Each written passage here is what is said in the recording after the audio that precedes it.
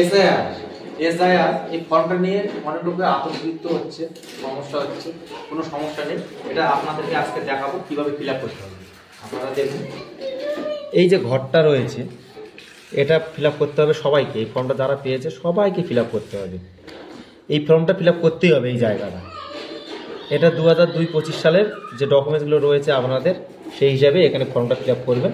এখানে দেওয়া রয়েছে জন্ম তারিখ, এখানে জন্ম তারিখটা দিবেন। ভোটার কার্ডে জন্ম তারিখটা যা রয়েছে সেটাই দেবেন। যদি না থাকে তাহলে আধার কার্ড যে জন্ম তারিখ সেটাও দিতে পারবেন। যদি না থাকে, ভোটার কার্ডে কারো কারো কিন্তু দেওয়া নেই, কিছু কিছু লোকের শুধু সালটা দেওয়া রয়েছে। তো ওখানে আপনারা জন্ম তারিখটা দিয়ে দিবেন, আধার নাম্বারটা তারপর দিয়ে দিবেন, মোবাইল নাম্বার দিয়ে দিবেন।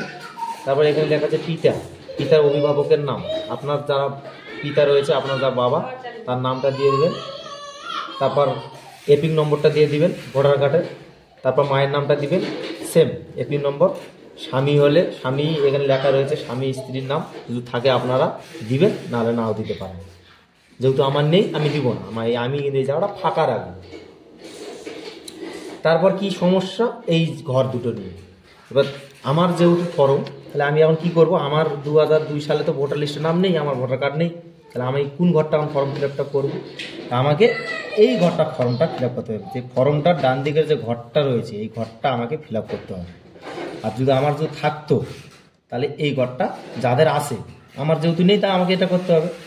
আমার যদি থাকতো তাহলে এই ঘরটা আমাকে করতে হবে, তখন এই ঘরটা ফাঁকা করতে। আমার নেই এই ঘরটা, যাদের নেই তাদের বা ঘরটা, ফর্মের যে বা ঘরটা রয়েছে এই ঘরটা ওখানে ফিল আপ করতে হবে। এবার এখানে যেগুলো ফিল আপ করবেন সেগুলো কিন্তু 2002 সালের যে লিস্টটা, এইরকম একটা লিস্ট আপনারা অনলাইন থেকে বের করে নিয়ে আসবেন। সেই হিসাবেই কিন্তু এখানে ফর্মটা ফিল আপ করতে হবে। এখানে যেহেতু 2025 সালের হিসাবে ডকুমেন্টসগুলো রয়েছে সেই হিসাবে তোমরা ফিল আপ করছো। এখানে কিন্তু সেই বিষয় নয়, এখানে 2002 সালে যে লেখা রয়েছে, কারো কারো নাম ভুল লেখা রয়েছে 2002 সালে, এখন কিন্তু নামগুলো সঠিক হয়ে গেছে, সেগুলো কিন্তু ওখানে লিখেছেন। তো এখানে আপনারা কী করবেন? 2002 সালে যে নামটা থাকবে ওই রকমই লিখতে হবে। ভুল যদি থাকে, আপনার মনে হয় ভুল, তো ভুলটাই লিখতে হবে, ভুলটাই লিখতে হবে এখানে। তো এইভাবে আপনারা ফর্ম ফিল করুন, এখানে লিখবেন। এবার আমার যেহেতু নেই, তাহলে আমার বাবার রয়েছে, আমার বাবারটা আমি এখানে এখন লিখব। এখানে নামটা কার লিখবো? আমার বাবার লিখবো। তারপর এপিং নম্বরটা দিয়ে দেবো এখানে। তারপর আত্মীয়র নাম, আত্মীয়র নামটা কি হবে? এখানে এই ফর্মটার মধ্যে আপনারা পাবেন আত্মীয়র নাম, এখানে পাবেন সব সম্পর্কে। এখানে আমার বাবার বাবা হলো নামটা লিখতে হবে। এক কথা আমার দাদুর নামটা এখানে লিখতে হবে। আপনাদেরকে আমারটা দিয়েই আপনাদেরকে বোঝাচ্ছি, আপনারা একটু বুঝে নেবেন। এখানে লিখবেন। তারপর সম্পর্কে কি হচ্ছে, সম্পর্কে আমার দাদু হচ্ছে, তো কোনো দাদু লিখলে হবে না। কিন্তু আমার ফর্ম ফিল আপ করতে আমি দাদু লিখবো তা কিন্তু না, এখানে কি করতে হবে? আমার বাবার বাবা হচ্ছে, তাহলে এখানে পিতাই লিখতে হবে, পিতা লিখতে হবে। এই যে এখানে লেখায় রয়েছে সম্পর্ক, এদের সম্পর্ক লিখেছে। আমার বাবার যেহেতু আমি লিখলাম ওখানে আমার বাবা, তা আমার বাবার সম্পর্ক কে হচ্ছে এখানে লেখা রয়েছে, পিতা লেখা রয়েছে এখানে, পিতা, পিতাটা লিখবেন এখানে। তারপর জেলার নাম, রাজ্যের নাম, বিধানসভার নাম। তারপরে এই বিধানসভার ক্ষেত্র, বিধানসভার ক্ষেত্র এখানে দেওয়াই রয়েছে। এই ফর্মটায় আপনার যেটা অনলাইন থেকে বের করবেন সেখানে লেখাই রাখবে। তারপর অংশ নম্বর, এই যে অংশ নম্বর এখানে দেওয়াই রয়েছে।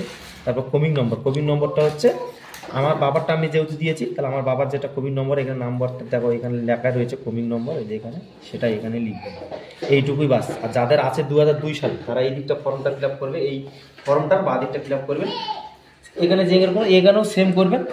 মানে যার আছে তার তো প্রথমে এখানে লিখে নিলেন, তারপর তারা আপনার নামে যার থাকবে তারাই লিখবেন, নির্বাচকের নাম আপনার নামে লিখবেন, এপিক নম্বর দিবেন, আত্মীয়র নাম দিবেন। আবার আপনার যদি এই দিকটা থাকে তাহলে আপনার আত্মীয়র নাম কী হবে? যেহেতু আমার নেই, যদি আমার বাবার যদি এটা ফর্ম হতো, তাহলে আমার বাবার এই জায়গাটা ফর্ম ফিল আপ করলাম 2025 হিসাবে, তাহলে এবার 2002 সাল হিসাবে এখানে ফর্মটা ফিল আপ করতে হবে। তাহলে আমার বাবার এখানে নামটা লিখলাম, এপিক নম্বরটা লিখলাম, আত্মীয়র নাম কী হচ্ছে এখানে? আত্মীয়র নাম, এখানে আত্মীয়র নাম কী হচ্ছে? আত্মীয়র নাম কী হচ্ছে? আমার বাবার নাম, তার মানে আমার দাদু এখানে লিখবে। তো এখানে আমার বাবার নাম লিখবে, আর থেকে লিখতে হবে জেলা, এইভাবেই লিখবেন। এখানেও সেম লেখা রয়েছে বিধানসভা ক্ষেত্রের নাম, অংশ নম্বর, ক্রমিক সংখ্যা। তো এখানে এইভাবেই লিখবে। এইভাবেই ফর্মটা ফিল আপ করতে, আতঙ্কিত হওয়ার কোনো প্রয়োজন নেই। এইভাবে আপনারা ফর্মটা ফিল আপ করবেন, সামান্য একটা কাজ, সামান্যভাবে এইভাবে আপনারা ফর্মটা ফিল আপ করবেন। এইটুকুই।